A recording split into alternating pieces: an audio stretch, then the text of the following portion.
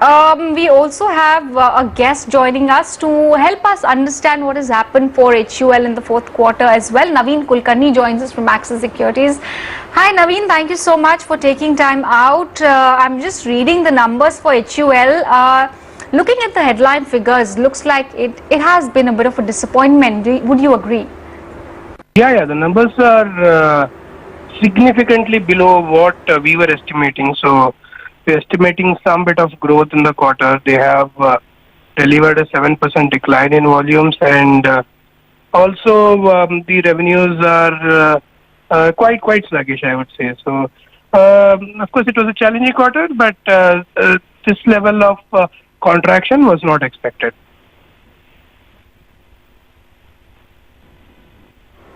Exactly, and given that, of course, we would understand supply disruptions, COVID-19, lockdowns happening, but HUL is an essential commodity.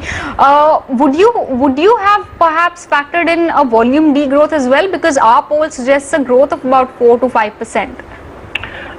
No, we were not factoring in a volume decline. See, however, what had happened was when Unilever globally announced the numbers, they did indicate that India was negative, right? So from that perspective, the market had taken some cues, and it was building in some bit of a negative volume growth for because the stock price has also corrected post Unilever's announcement. However, I would still believe that this level of contraction of 7% volume decline was still not expected, right? So probably a 3-4% kind of volume decline could have been expected after Unilever results, but a 7% decline is still a sharper decline than most expectations. Okay, a request you to stay on with us. Naveen Kaustubh Pavaskar is also joining us to add his perspective on what has happened for HUL's Q4. Kaustubh, hi, thank you so much for taking time out. Have you been able to glance through the numbers of HUL? What is your sense? Why such disappointing performance? Well, I'm yet to glance through the numbers, but whatever the headline numbers have come, obviously the numbers have been disappointing. A volume decline of 7% was not anticipated, considering the fact that disruption was there for 7 to 8 days because of the lockdown. But the sense was given by the company that they were struggling for last 15 to 20 days of the quarter because of shutdown in most states. So that affected the overall supply and which impacted the overall sales of the company. But 7% decline is something which was not anticipated, because 15 to 20 days of disruption should not result in 7% kind of decline. That means we should, this lockdown has been continued for in April and May. So the quarter one performance will be much bigger disappointment for the company.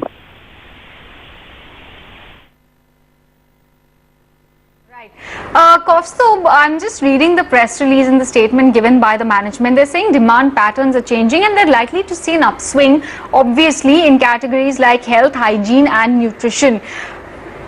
Broadly, how much do they contribute to the company, their profitability, etc.? Because if these continue to grow and the discretionary segments perhaps continue to remain subdued, how would things shape up for the company for the next 2-3 quarters? Essential category contributes about 55%, broadly 50 to 55% of the HUL turnover. But the key over here is that the production is just 20 to 30% capacity utilized.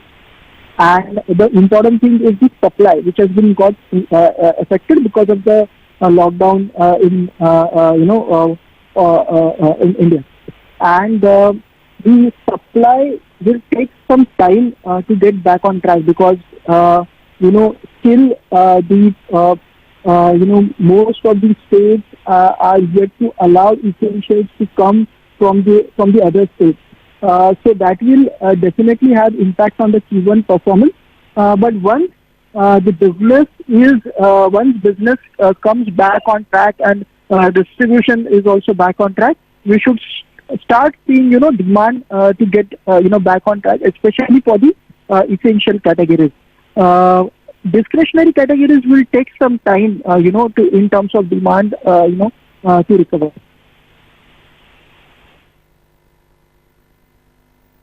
Right.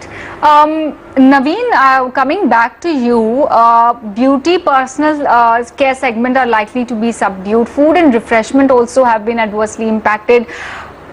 Are you worried about the company's performance in the near to medium term, or do you think that the worst could be over with this quarter? So the worst is unlikely to be over because Q1 numbers will be even worse than Q4 numbers. So that is pretty much given. So that is as far as the business performance is concerned. Are we really worried about the company's performance going ahead? For some categories, yes. So categories like discretionary categories or categories which are, let's say, part of the beauty and cosmetics part. So like skincare and the Lakme portfolio. So there could be challenges there, and they are quite profitable from that perspective. So, however, there could be uptick in the other categories. Apart from that, the gross margins are likely to trend higher, even from the current levels.